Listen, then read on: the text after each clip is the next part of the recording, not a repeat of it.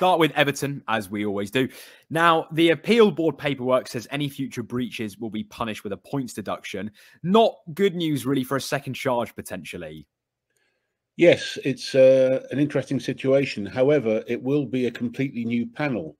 And that's the interesting thing, is that they may take into account things like double jeopardy, things like the mitigating circumstances, and come to a different conclusion than the first panel. So that's one ray of hope for Everton. And I think that's where I believe it may end up. And I think I'm expecting, and though I could be wrong, I'm expecting a points deduction again, but suspended. And Everton could potentially argue, of course, that double jeopardy punished them twice. Is that now a fair argument, do you think? Without doubt. I mean, if 2 of the years that they're going to be looking at, 2 of the 3 years that this particular panel is looking at, have already been sanctioned, then I think it's a very fair legal precedent. On double jeopardy is well established. And so I think you'd be looking again at maybe a third of any particular penalty. So if it was going to be 6 points again, it may only be 2.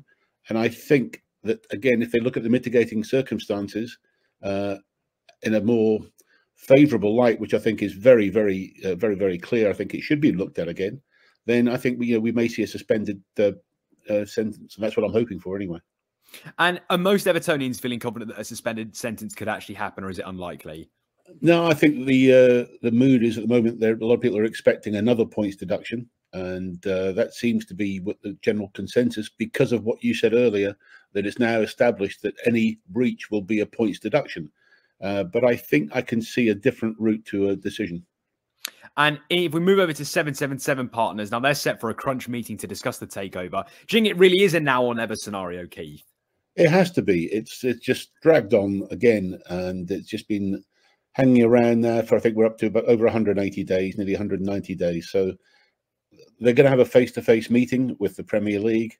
There's got to be, although maybe not a decision at that meeting, there's got to be a clear timeline to establish this, because it just can't go on.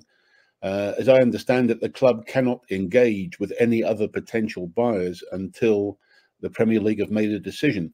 And I suppose 777 obviously deserve that right, because they've been funding Everton to quite an extent. So it's fair that they get their decision, but again, the timing and the whole length of this process is ridiculous.